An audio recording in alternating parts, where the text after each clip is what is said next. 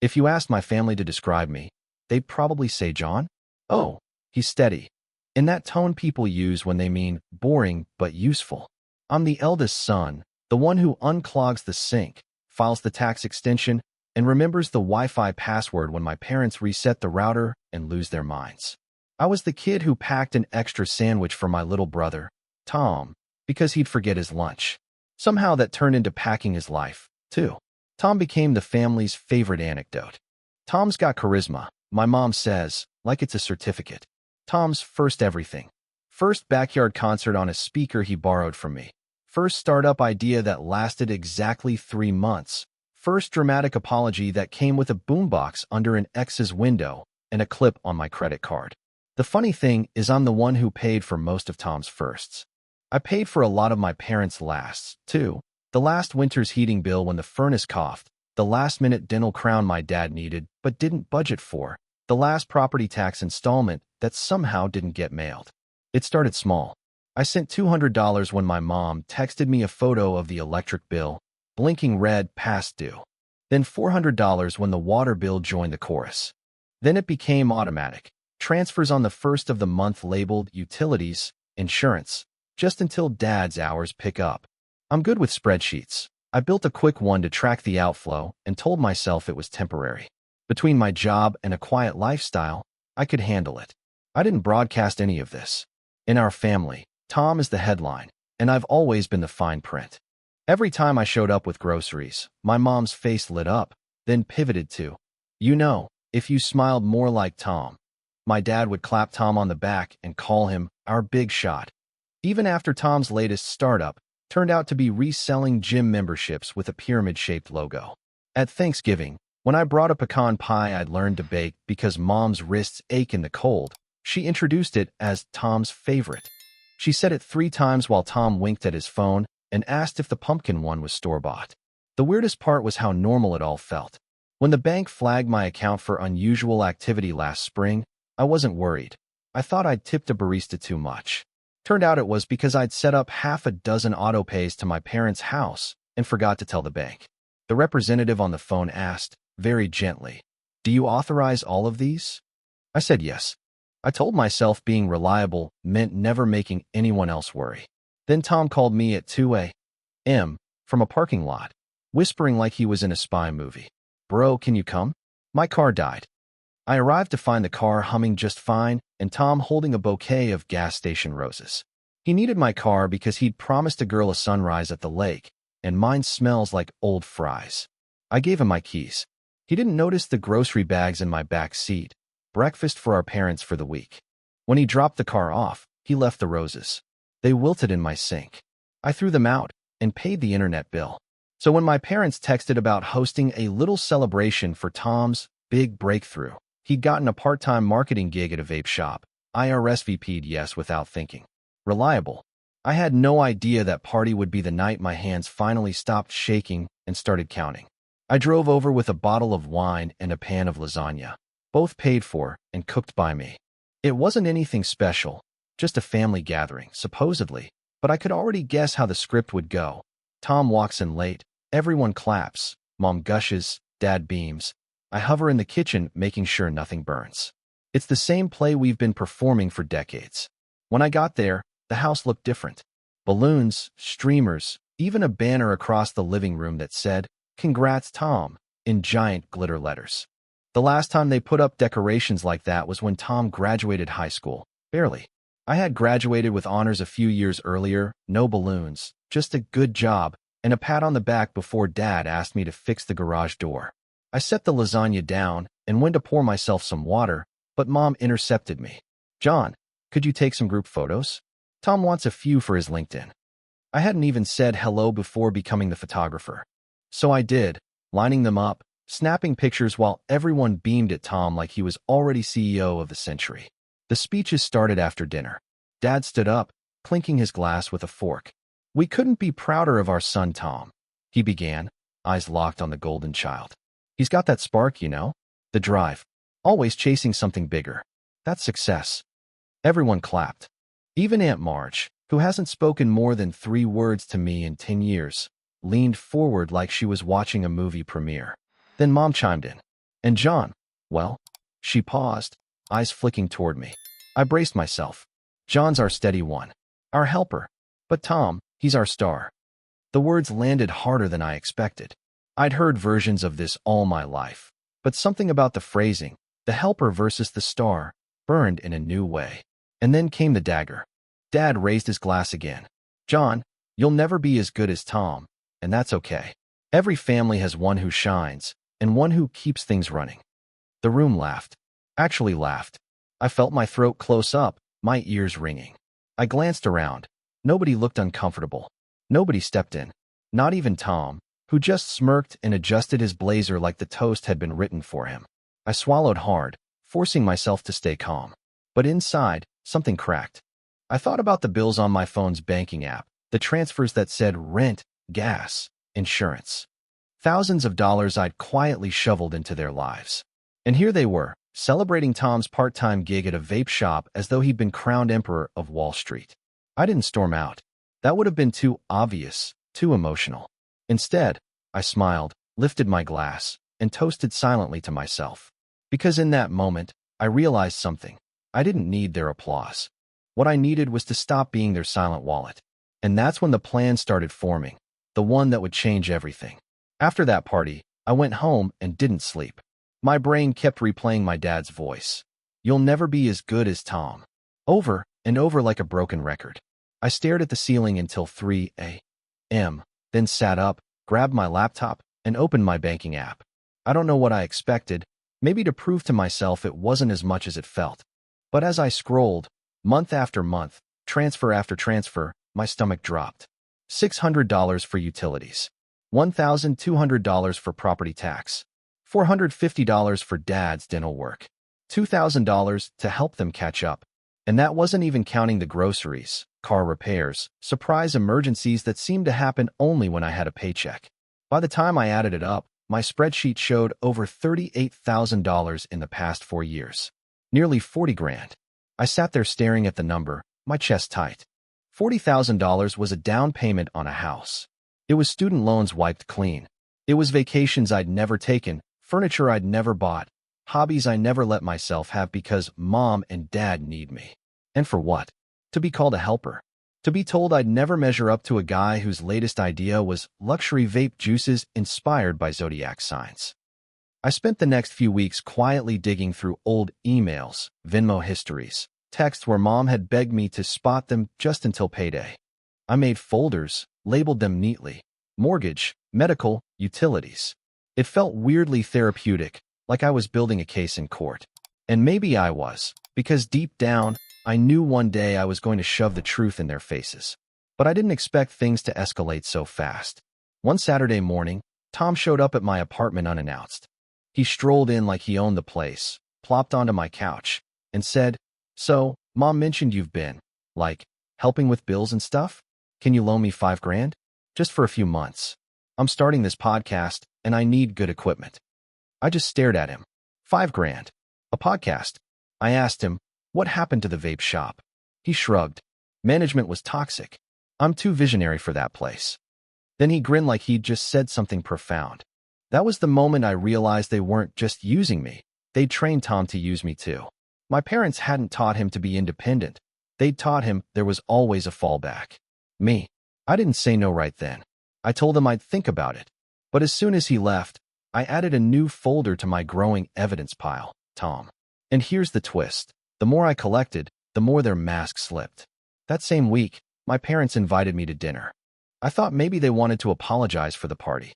Instead, Mom leaned across the table and said, "Sweetheart, since Tom is focusing on his podcast, he won't have much income for a while. Can you cover the mortgage directly until he gets things rolling? It'll only be a year or two." I nearly laughed in her face. A year or two. Like it was nothing. That night, sitting in my apartment with the folders spread out across the table, I knew it was only a matter of time before I detonated the truth bomb. And honestly, I was looking forward to it. It happened faster than I planned. I thought I'd have months to build my airtight case, maybe choose the perfect moment. Instead, my parents created it for me. They decided to host another family dinner. Except this one wasn't about Tom's podcast or his latest failed business idea. It was billed as a serious talk. The way Mom phrased it, we need to disco. I showed up with nothing but a folder tucked under my arm. No wine, no lasagna, no groceries. For once, I wasn't there to serve. The table was already set when I walked in.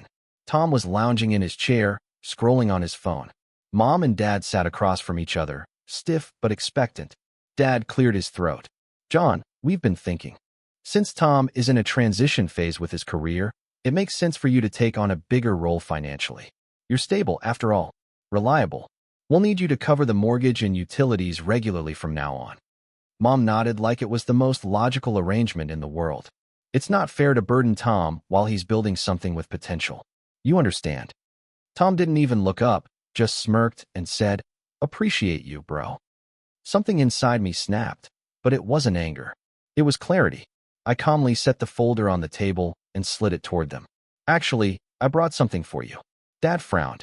"What's this?" "Records," I said, "of every single payment I've made for you for the last 4 years. Utilities, taxes, medical, groceries, transfers to Tom. Over $38,000. That's what your reliable helper has been doing while you've been telling me I'll never be as good as Tom." The silence was immediate, heavy. Mom's eyes darted across the papers as if she could blink them out of existence. Dad's face went red. "You're exaggerating," Dad said gruffly. "We never asked for that much." "Really?" I flipped to a page with highlighted texts. "Can you cover the gas bill again?" "Just until payday. We'll pay you back after the tax return."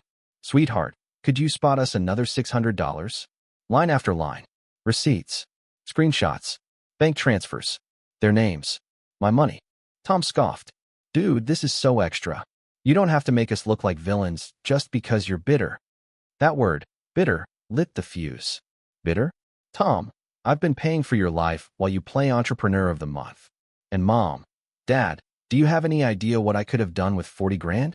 Instead, you sit here, belittling me, and telling me I'll never measure up to him?" Mom's lip trembled. "John, you're being cruel. This isn't what family does." I leaned forward.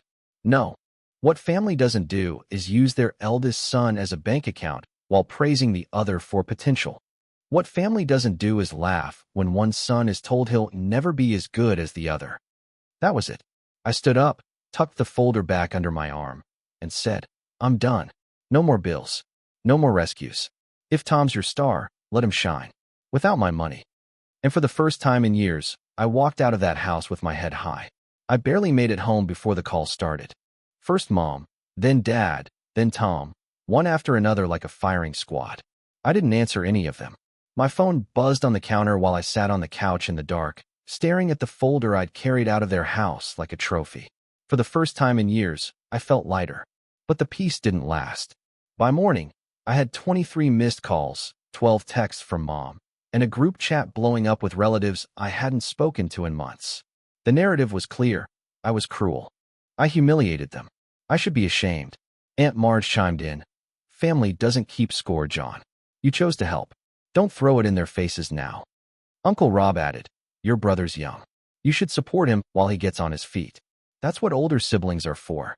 Even my cousin Sarah, who once borrowed my car and returned it with an empty tank, wrote, "Wow, didn't know you were this petty." It was surreal. Not one person mentioned the 40 grand. Not one person asked if I was okay. It was all about how I'd attacked my parents and embarrassed Tom. And then Tom showed up. He knocked once, then let himself in with the spare key I'd stupidly given him months ago. He flopped onto my couch like he owned it and said, "Bro, you made things way harder than they needed to be." I stared at him. "You think I made things harder?" He shrugged. "Look, I get it. You've been helping out. But you didn't have to go nuclear. Now Mom's crying. Dad's pissed. The whole family thinks you're an asshole. You could have just kept it quiet." "Kept it quiet?" I snapped. "Tom, do you even hear yourself? You've been living off my money without even knowing it. I paid for your damn car repairs, your phone bill, even part of your rent last year when you said your investors were late." Tom winced, then gave me that practiced grin of his. "Yeah, but you're good with money. I'm not. It balances out." That's when I laughed. Not the amused kind. The hollow, bitter kind that feels like glass in your throat. Balances out. "No, Tom. I've been carrying this family while you play visionary. And guess what? I quit." He stood up, suddenly defensive. "Fine. You don't want to help anymore? Cool. But don't come crying when mom and dad cut you off completely. You'll regret this. I looked him dead in the eye. Tom, the only thing I regret is waiting this long. He left in a huff, slamming the door so hard my picture frames rattled. A few minutes later, Mom texted, "Your brother came over upset. How could you treat him like this? You're tearing this family apart." But instead of feeling guilty, I felt strangely calm, like a storm had passed and left the air clearer. For the first time in my life, I wasn't their reliable helper. I was just John, and while they raged and spun their story, I was already thinking about what came next. Because if they thought I'd fold under pressure, they were about to be very surprised. The calls didn't stop. If anything, they multiplied.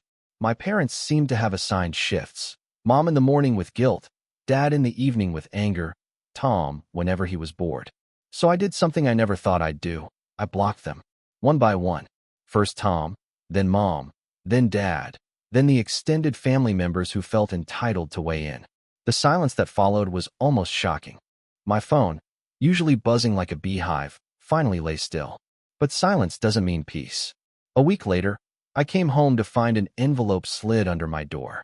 No return address, but I recognized my dad's handwriting.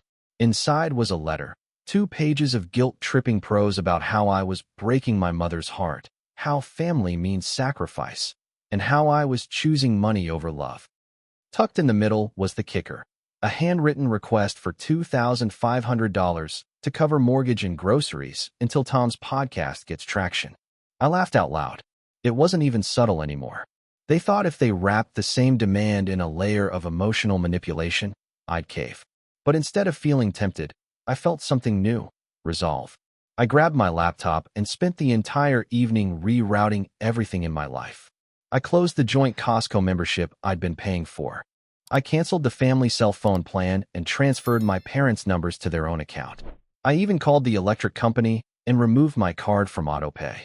Each cancellation felt like a weight lifting off my chest. And here's the twist. By cutting them off, I started to notice how much extra money I actually had. My checking account stopped bleeding. For the first time in years, my savings account grew instead of shrinking. I treated myself to something tiny, a decent pair of headphones, and when the package arrived, I almost cried. It felt wrong to spend on myself, but also exhilarating. Of course, my parents noticed. 2 weeks later, I ran into Mom at the grocery store. She cornered me in the produce aisle, whisper yelling like we were in some soap opera. "How could you do this to us?" she hissed. "Your father and I had to pay the phone bill ourselves this month. Do you know how humiliating that was?" I blinked at her. "You mean, like every other adult in the world?" Her face twisted. "You've changed, John. This isn't you. You've always been our reliable one." And there it was, the title they'd given me, the chain they'd wrapped around my neck. Reliable. For years, it had felt like both a compliment and a cage. But now, I just smiled. "You're right," I told her. "I'm not that anymore." I walked away with my groceries, my heart pounding, but not from fear. From freedom. What I didn't know was that cutting them off was only step one. The real shift came when someone else, completely outside the family, found out what had been going on. And that changed everything. It happened at the worst possible place. Church. I don't usually go, but my parents had roped me into attending some community luncheon. I figured I could sit in the back, eat my plate of pasta salad, and leave before anyone cornered me. But fate had other plans. Mom, of course, was in full performance mode, circulating the room, telling anyone who would listen about Tom's groundbreaking podcast project. She threw in little digs about me too, like, "John's always been dependable, not much of a dreamer like Tom, but we love him for it." People nodded politely, the same way you nod at weather updates. Then came the twist. Pastor Miller, who's known my family forever, stood up to give a little toast. Out of nowhere, he said, "I just want to recognize families who go above and beyond for each other. The Martins, for example. Tom, I hear your parents are so proud of you. And John, your mom tells me you're the reliable one, always helping out." He smiled like it was a compliment. And maybe to him, it was. But then Mrs. Ruiz, an older woman who runs the food pantry, spoke up. "With all due respect, Pastor, I've seen John at the bank more times than I can count. Always transferring money, paying off bills. That boy has been carrying his parents for years, and no one even says thank you." Meanwhile, I don't see Tom paying a dime. The room went silent. Mom's face went pale. Dad shifted in his chair like he wanted to vanish. And Tom, oh, Tom, looked like someone had just pulled his pants down in public. I froze, but Mrs. Ruiz wasn't done. She turned directly to me and said, "Honey, you don't have to keep doing it. You deserve to live your own life. Stop letting them drain you." I swear, I almost teared up right there. It was the first time ever, that someone outside my own head acknowledged what I'd been going through. Mom tried to laugh it off. "Oh, she exaggerates. Families help each other, that's all." But Pastor Miller, bless his awkward heart, looked at me and asked, "Is that true, John?" I met his eyes and, for once, I didn't stay quiet. "Yeah, it's true. I've been paying their bills for years. Almost $40,000. And last month, they told me I'd never be as good as Tom." Gasps. Actual gasps. People turned to look at my parents like they'd just confessed to a crime. Tom sputtered, "That's not. He's twisting it." But nobody was buying it. For once, the spotlight wasn't on Tom's so-called potential. It was on me. And not because I was the reliable helper, but because people finally saw the truth. I walked out of that luncheon with my head high. My parents didn't chase me. Neither did Tom. For the first time in my life, they couldn't spin the story in their favor. Too many witnesses had heard it straight from me. And here's the unexpected part. The fallout from that day opened a door I didn't even know existed. The day after the church luncheon, I got an email from someone I barely knew. Mr. Harris, a retired accountant who sometimes volunteered at the food pantry. Subject line, "Lunch on me." I almost ignored it. But curiosity won. We met at a little diner downtown, the kind with cracked vinyl booths and coffee that tastes like burnt hope. He was already there when I arrived, sipping his black coffee like he had all the time in the world. "John," he said, standing to shake my hand. "Sit down, son. We need to talk." I raised an eyebrow. "About what?" "About not letting your family bleed you dry anymore." I nearly choked on my water. Apparently, Mrs. Ruiz had filled him in after the luncheon. He didn't pry for details. He didn't need to. Instead, he told me about his own life. Turns out he'd spent decades supporting a freeloading brother who never grew up. "It cost me my marriage, my house, my health," he said matter-of-factly. "Took me too long to realize some people mistake kindness for obligation. Don't let that be you." His words hit harder than I expected. Here was someone who understood, someone who wasn't judging me for finally saying no. Then he leaned in and said something that shifted everything. "John, you've been functioning as their bank. Now it's time to function as your own man. What do you want outside of their demands?" No one had ever asked me that before. Not once. I didn't even know how to answer. My whole life had been about putting out fires, making sure the mortgage cleared, the heat stayed on, Tom's latest mess got cleaned up. What did I want? Silence. Stability. Maybe a dog. Maybe travel. Maybe just freedom. Mr. Harris must have seen the confusion on my face, because he smiled. "That's okay. Start small. Think about your life as if it's a business. You've been pouring your profits into a failing venture. Time to reinvest in yourself." It was corny. It was cliché. But damn, it lit a spark in me. By the end of lunch, I'd scribbled down a rough plan. Move my savings into a separate account, untouchable by anyone else. Look into buying instead of renting. Finally enroll in that night class I'd been putting off for years. Take a vacation, alone. Walking out of that diner, I felt like I had a map for the first time. That same night, Tom showed up at my door again. This time not with a smirk, but with something I never expected. Because apparently, my parents had made him the new reliable one. And Tom was not handling it well. When I opened the door and saw Tom standing there, I expected another guilt trip. Maybe a half-baked apology followed by a request for cash. What I didn't expect was to see him looking like he hadn't slept in a week. His hair was a mess, his shirt wrinkled, and for the first time in my life, he didn't look smug. He looked scared. "Can I come in?" he asked, his voice shaky. I hesitated, but stepped aside. He collapsed onto the couch, buried his face in his hands, and groaned. "They're making me do it." "Do what?" I asked cautiously. "Pay bills. Cover the mortgage. Handle stuff." He gestured vaguely, like the concept of adulthood was a foreign language. I told them I don't have the money, but they said I'll figure it out. "That's what you always did." I leaned against the counter, crossing my arms. "And how's that going for you?" He looked up at me, wide-eyed. "I'm drowning. I maxed out my credit card this week just paying for groceries." Mom yelled at me for buying generic cereal instead of the good kind. Dad keeps asking why I haven't set up autopay for the utilities. I don't even know how to do that, John. I can't do this. For a moment, I felt something unexpected, pity. Tom had been cushioned his entire life. He never had to budget, never had to prioritize, never had to say no. And now, for the first time, reality had him by the throat. I sat down across from him. This is what it's like. This is what I've been doing for years while everyone told me I wasn't good enough. Now you know. He was silent for a while, chewing on that. Then, softer, why didn't you say anything before? I almost laughed. Would you have listened? Would they have listened? Tom didn't answer. Instead, he muttered, I thought you liked it. Being the responsible one. I thought it made you feel important. I shook my head. No, Tom. It made me feel trapped. The silence stretched between us. Then he whispered, I don't think I can do it. I'm not you. And here's the twist. I didn't gloat. I didn't say, I told you so. Instead, I said, then stop trying to be me. Learn to be an adult. Figure it out like the rest of us.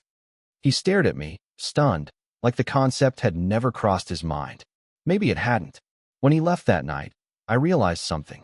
Tom's breakdown wasn't my problem anymore. For the first time, I wasn't stepping in to rescue him. I wasn't writing a check or offering to spot him. I was letting him flounder, because that's how people learn.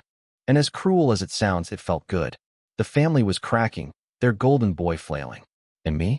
For the first time in decades, I wasn't sinking with them. I was rising. And in the final chapter, I finally made the choice that changed everything. I put myself first, and it was the best decision of my life. The weeks after Tom's breakdown were strangely quiet. No late-night guilt calls, no sudden emergencies, no envelopes slipped under my door. I leaned into it. I took that night class I'd been putting off, Intro to Photography, something I'd always wanted to try but never had time for. I joined a hiking group. I started cooking meals just for myself, not with leftovers boxed for my parents. My savings account grew steadily. I even booked a solo trip to Italy for the fall. It felt surreal, like I was living someone else's life, a better one. But here's the twist. Freedom didn't mean bitterness. I thought cutting them off would harden me, but instead, it softened me in ways I didn't expect. I had room to breathe, to laugh, to actually want things again. Then one Sunday, I got an email. From Tom. Subject line, I'm sorry. The message was short, almost clumsy. He admitted he was in over his head, that he finally understood how much I'd been carrying. He said Mom and Dad were still in denial, blaming me for changing, but he didn't want to keep pretending. He even told me he'd picked up a second job to cover the bills. For Tom, that was nothing short of a miracle. I didn't reply right away. I let it sit for a few days, rolling it around in my head. Old me would have jumped to forgive, to patch things up, to return to being the safety net. But new me? I chose boundaries. When I did respond, I wrote, I appreciate your apology. I'm glad you're figuring things out, but I'm not your safety net anymore. If you want a relationship with me, it has to be on equal footing. No more money. Just brothers. He didn't argue. He just wrote back, fair. I'll try. It wasn't a reconciliation with the whole family. My parents still refused to admit anything, still painted me as the selfish one. But I realized something important. I didn't need their validation anymore. I'd spent decades chasing it, and it had nearly broken me. Now, I was building a life that didn't revolve around their approval. And here's the happy ending. I woke up one morning, sunlight streaming through my apartment, coffee brewing in the kitchen, and I realized I felt something I hadn't in years. Peace. Not because my family finally admitted the truth. Not because Tom magically changed overnight. But because I finally chose myself. For once, I wasn't the reliable helper or the less successful brother. I was just John, and that was more than enough.